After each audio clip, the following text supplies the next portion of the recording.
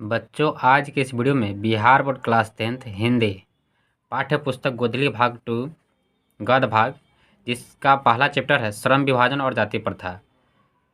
तो इस वीडियो में इस पाठ का हम लोग ऑब्जेक्टिव क्वेश्चन को करेंगे। इससे पहले के वीडियो में हम इस पाठ का वन शॉट सारांश पढ़ा चुके हैं। उसके नेक्स्ट वीडियो में इस पाठ का हम क्वेश्चन आंसर को करा चुके हैं और इस वीडियो में इस पाठ का हम ओनली ऑब्जेक्टिव को करेंगे। तो वीडियो के लास्ट तक ज़रूर बने रहिएगा, जिससे आपको अगर इस वीडियो को आप देख लेते हैं तो आप इस चैप्टर से जो भी एग्ज़ाम में क्वेश्चन आएगा तो उसको आसानी से कर पाइएगा। तो चलिए वीडियो को स्टार्ट करते हैं। वीडियो के लास्ट तक ज़रूर बने रहिएगा। इसका पहला क्वेश्चन है आपका, भीमराव अंबेडकर किसके प्रोत्साहन पर उच्चतर शिक्षा के लिए न्यूयॉर्क गए थे? ऑप्शन ए है आपका इंदौर नरेश के, ऑप्शन बी है आपका बड़ौदा नरेश के, ऑप्शन सी है आपका मेवाड़ नरेश के और ऑप्शन डी है आपका राजकोट नरेश के। तो देखिए इसका जो सही आंसर होगा बड़ौदा नरेश के। ठीक है, तो हम डी पर टिक कर देंगे। उसके बाद आपका सेकंड क्वेश्चन है, द अनटचेबल्स किसकी रचना है? तो द अनटचेबल्स जो है किसकी रचना है? तो आपको पता है ये जो है आपका भीमराव अंबेडकर की रचना है। तो दो का क्या हो जाएगा? सी हो जाएगा। और उसके बाद क्वेश्चन 3 है आपका, किसे बाबा साहब के नाम से पुकारा जाता है? तो सिंपल सा इसका आंसर हो जाएगा भीमराव अंबेडकर को। तो 3 का क्या हो जाएगा? बी हो जाएगा। उसके बाद क्वेश्चन नंबर 4 है आपका, श्रम विभाजन और जातीय प्रथा शीर्षक पाठ के लेखक का नाम क्या है? तो आप लोग जानते हैं सिंपल सा इसका आंसर क्या हो जाएगा? भीमराव अंबेडकर। तो 4 का क्या हो जाएगा? ये हो जाएगा। देखिए इस वीडियो में आपको इस सारे क्वेश्चन का आंसर तो ज़रूर दिख रहा है, लेकिन आप आंसर पे ध्यान नहीं दीजिए। आपको हम जो पढ़ा रहे हैं उस पर ध्यान दीजिए, आपका ऑब्जेक्टिव सारा क्लियर हो जाएगा। उसके बाद क्वेश्चन नंबर 5 है, बाबा साहेब भीमराव अंबेडकर का जन्म किस परिवार में हुआ था? तो इसका जो सही आंसर होगा दलित परिवार में हुआ था। तो 5 का क्या हो जाएगा? डी हो जाएगा। उसके बाद क्वेश्चन नंबर 6 है, भीमराव अंबेडकर के चिंतन एवं रचनात्मकता के प्रेरक व्यक्ति कौन थे? तो इनके 3 प्रेरक व्यक्ति थे, बुद्ध थे, ज्योतिबा फुले थे और कबीर थे। तो ये तीनों हो जाएगा। तो चौथा आपका जो ऑप्शन है डी है, इनमें से सभी। तो 6 का क्या हो जाएगा? डी हो जाएगा, इनमें से सभी। उसके बाद क्वेश्चन नंबर 7 है आपका, हु आर सुधराज किनकी रचना है? तो आपको पता है कि हु आर सुधराज जो है भीमराव अंबेडकर की रचना है। तो 7 का क्या हो जाएगा? ये हो जाएगा। उसके बाद आपका क्वेश्चन नंबर 8 है, विडंबना का अर्थ क्या है? तो देखिए विडंबना का क्या अर्थ है? विडंबना का अर्थ है उपहास। क्या है? उपहास। तो 8 का क्या हो जाएगा? बी हो जाएगा। और उसके बाद 9 है आपका, सच्चे लोकतंत्र का प्राय क्या होता है? तो सच्चे लोकतंत्र जो होता है उसका प्राय भाईचारा होता है। भाईचारा का ही दूसरा नाम क्या है? लोकतंत्र है। तो 9 का क्या हो जाएगा? सी हो जाएगा। उसके बाद क्वेश्चन नंबर आपका 10 है, श्रम विभाजन और जाति प्रथा पाठ अंबेडकर के किस भाषण का संपादित अंश है? कहने का मतलब है कि श्रम विभाजन और जाति प्रथा जो है अंबेडकर जी के किस भाषण से लिया गया है? तो यह जो पाठ है वो आपका एनहिलेशन ऑफ कास्ट से लिया गया है। ठीक है, श्रम विभाजन और जाति प्रथा कहाँ से लिया गया है? एनहिलेशन ऑफ कास्ट से लिया गया है। तो 10 का क्या हो जाएगा? सी हो जाएगा। उसके बाद क्वेश्चन नंबर 11 है, श्रम विभाजन और जाति प्रथा के लेखक कौन है? ये सिंपल सा क्वेश्चन है, इसका लेखक कौन है? भीमराव अंबेडकर है। तो 11 का बी हो जाएगा। और 12 में आपका भीमराव अंबेडकर का जन्म जो है कब हुआ था? तो 14 अप्रैल 1891 हुआ था। कहाँ हुआ था? तो महू मध्य प्रदेश में हुआ था। तो 12 का क्या हो जाएगा? आपका बी हो जाएगा। और उसके बाद क्वेश्चन नंबर 13 है आपका कि भीमराव अंबेडकर की मृत्यु कब हुई थी? तो ये आपका जो इनका मृत्यु हुआ था 1956 में हुआ था। और कहाँ पे हुआ था? तो दिल्ली में हुआ था। तो 13 का क्या हो जाएगा? बी हो जाएगा। क्वेश्चन नंबर 14 है, भीमराव अंबेडकर के प्रेरकों के क्या क्या नाम थे? तो जो भीमराव के अंबेडकर का जो प्रेरक थे वो 3 थे। कौन कौन थे? तो आपका था पहला बुद्ध, दूसरा कबीर और तीसरा जो है आपका ज्योतिबा फुले। तो बुद्ध, कबीर, ज्योतिबा फुले। ऑप्शन आपका इसका क्या हो जाएगा? सी हो जाएगा। तो 14 का सी हो जाएगा। ठीक है। और 15 में है, बाबा साहेब अंबेडकर संपूर्ण वाङ्मय नाम की पुस्तक कितने खंडों में प्रकाशित की गई थी? तो बाबा साहेब अम्बेडकर का संपूर्ण वाङ्मय जो नाम का पुस्तक था वो आपको 21 खंडों में प्रकाशित की गई थी। तो 15 का क्या हो जाएगा? सी हो जाएगा। उसके बाद क्वेश्चन नंबर आपका 16 है, लाहौर का वार्षिक सम्मेलन कब हुआ था? तो जो लाहौर का जो वार्षिक सम्मेलन हुआ था वो आपका 1936 में हुआ था। तो 16 का क्या हो जाएगा आपका? बी हो जाएगा। क्वेश्चन नंबर 17 है, आदर्श समाज स्वतंत्रता, समानता, भ्रातृत्व पर आधारित होगा, किसने कहा था? तो ऐसा भीमराव अंबेडकर ने कहा था कि जो आदर्श समाज होगा स्वतंत्रता, समानता और भ्रातृत्व मतलब भाईचारा पर आधारित होगा। तो 17 का क्या हो जाएगा? बी हो जाएगा। उसके बाद 18 में देखिए, बुड्ढा एंड हिज धम्मा या हिज धम्म के लेखक कौन है? तो सिंपल सा इसका आंसर है भीमराव अंबेडकर जी। ठीक है, तो 18 का क्या हो जाएगा? डी हो जाएगा। उसके बाद क्वेश्चन नंबर 19 है, भीमराव अंबेडकर की रचना कौन है? तो देखिए, the rise and fall of the Hindu women, ये इनकी रचना है। तो 19 का पहला ही आंसर हो जाएगा। 19 का क्या हो जाएगा? ए हो जाएगा। ठीक है, बाद बाकी ये सब जो भी है इनकी रचना नहीं है। पहला रचना है the rise and fall of the Hindu women. तो 19 का क्या हो जाएगा? ए हो जाएगा। क्वेश्चन नंबर 20 है, डॉक्टर भीमराव अंबेडकर के अनुसार जाति प्रथा श्रम विभाजन के साथ साथ और किसका विभाजन का रूप लिए हुए हैं? तो जो श्रम विभाजन है और जाति प्रथा जो है वो आपका श्रमिक विभाजन का दूसरा रूप लेके रखा हुआ है। तो 20 का आपका क्या हो जाएगा? ए हो जाएगा। उसके बाद क्वेश्चन नंबर 21 है, भारत की जाति प्रथा की विशेषता है। तो भारत की जाति प्रथा की विशेषता क्या है? यह श्रमिकों को अस्वाभाविक विभाजन है। यानी भारत की जो जाति प्रथा है वो श्रमिकों को अस्वाभाविक विभाजन करता है। तो 21 का क्या हो जाएगा? ए हो जाएगा। उसके बाद क्वेश्चन नंबर 22 है, जाति प्रथा स्वाभाविक श्रम विभाजन नहीं है, क्यों? क्योंकि यह मनुष्य की रुचि पर आधारित नहीं है। तो 22 का क्या हो जाएगा? डी हो जाएगा। ठीक है, क्वेश्चन नंबर 23 है, लेखक आज के उद्योगों और उत्पीड़न से भी बड़ी समस्या किसे मानते हैं? तो इसका सही आंसर हो जाएगा, निर्धारित कार्य को अरुचि के साथ साथ व्यवस्थावश करना। मतलब जो भी कार्य होता है उसमें व्यक्ति का रुचि नहीं होता है, मतलब रुचि नहीं होता है उसमें, वो अरुचि के कारण और विवश होकर उस काम को करते हैं। तो वही जो है आपका उद्योग और उत्पीड़न से बड़ी समस्या है। तो 23 का क्या हो जाएगा? ये हो जाएगा। उसके बाद क्वेश्चन नंबर 24 है, कौन सी व्यवस्था मनुष्य की प्रशिक्षण अथवा उसकी निजी क्षमता को विचार किए बिना ही उसका पेशा निर्धारित कर देती है? तो इसका जो सही आंसर हो जाएगा, जाति व्यवस्था। कौन सी व्यवस्था? तो जाति व्यवस्था जो है मनुष्य की प्रशिक्षण अथवा उसकी निजी क्षमता को विचार किए बिना उसका पेशा को निर्धारित करता है। ऐसा भारत में जाति व्यवस्था है। तो इसका जो आंसर होगा ये हो जाएगा। 25 है आपका, आधुनिक युग का मनु किसे कहा गया है? तो आधुनिक युग का मनु की बात करें तो आपको पता है कि आधुनिक युग का मनु कौन है? डॉक्टर भीमराव अंबेडकर। तो 25 का क्या हो जाएगा? डी हो जाएगा।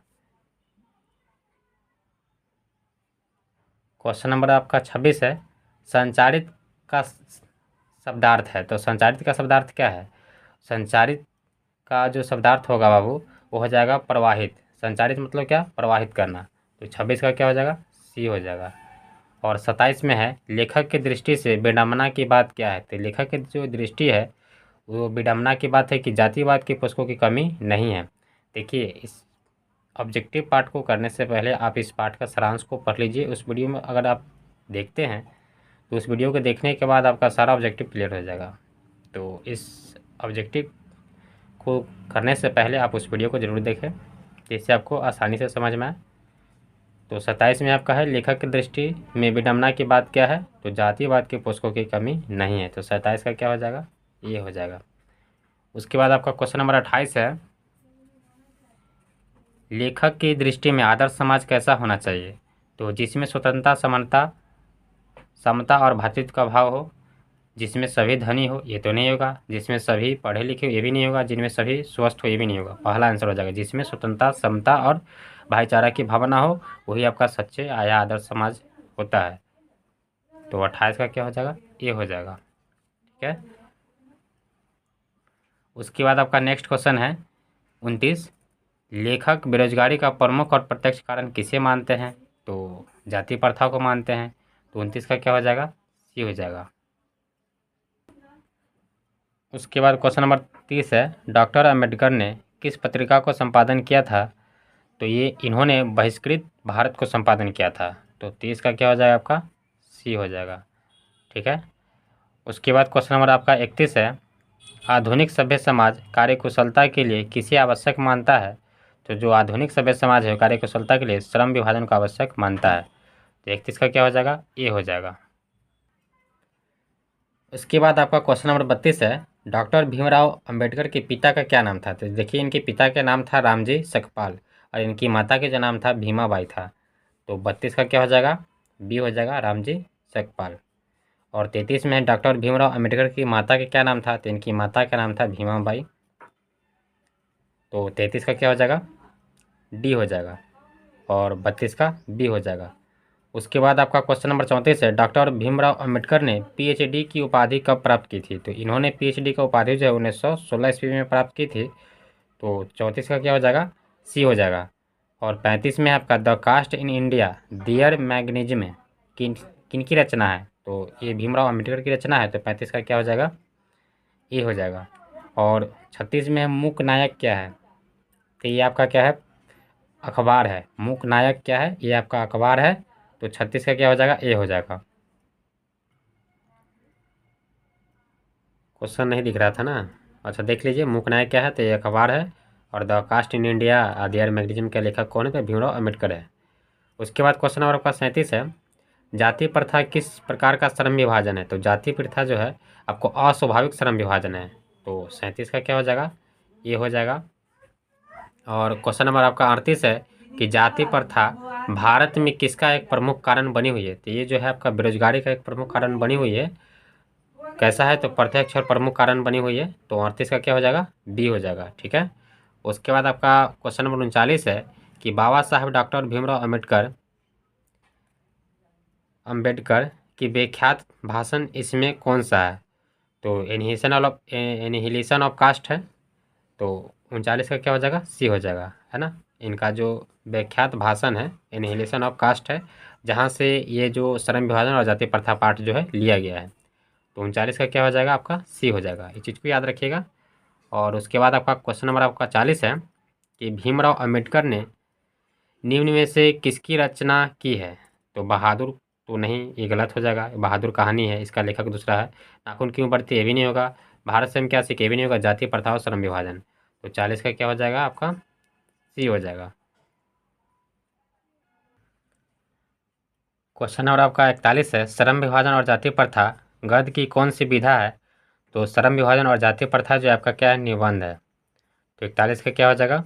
बी हो जाएगा। और 42 में है, सभ्य समाज श्रम विभाजन के लिए किसको आवश्यक मानता है? जो सभ्य समाज होता है और श्रम विभाजन के लिए कार्यकुशलता को आवश्यक मानता है। तो 42 का क्या हो जाएगा? आपका ये हो जाएगा। और 43 में आर्थिक पहलू से भी जाति प्रथा डैश है। तो आर्थिक पहलू से जो जाति प्रथा है वो आपका हानिकारक होता है, लाभदायक नहीं होता। क्या होता है? हानिकारक होता है। तो 43 का क्या हो जाएगा? बी हो जाएगा। और आपका उसके बाद 44 है कि डैश पेशे का दोषपूर्ण पूर्व निर्धारित करती है।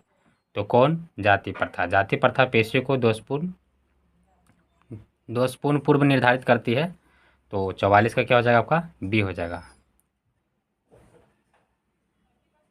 उसके बाद आपका क्वेश्चन नंबर 45 है, जाति प्रथा भारत में बेरोजगारी का एक डैश कारण बनी हुई थी। जाति प्रथा जो है भारत में बेरोजगारी का प्रत्यक्ष और प्रमुख कारण बनी हुई है। तो ए और बी दोनों हो जाएगा। तो इसका आंसर जो होगा आपका सी हो जाएगा, ए और बी दोनों। 46 में है, डॉक्टर अंबेडकर की दृष्टि में भाईचारा का वास्तविक रूप कैसा होना चाहिए? तो दूध और पानी के मिश्रण की तरह होना चाहिए। तो 46 का आपका क्या हो जाएगा? बी हो जाएगा। क्वेश्चन नंबर आपका 47 है, जाति प्रथा भारत में बेरोजगारी का प्रमुख एवं प्रत्यक्ष कारण बनी हुई है, क्यों है? क्योंकि यह जो है आपका यह इच्छित पेशा चुनने की अनुमति नहीं देती है, पैतृक पेशा चुनने का बाध्य करती है, अकार्य कुशलता से कोई मतलब नहीं है। तो इनमें से इसका सभी आंसर हो जाएगा। ठीक है। जाति प्रथा भारत में बेरोजगारी का एक प्रत्यक्ष प्रमुख कारण बनी हुई है, इनमें से इसका सभी हो जाएगा। 47 का क्या हो जाएगा? डी हो जाएगा।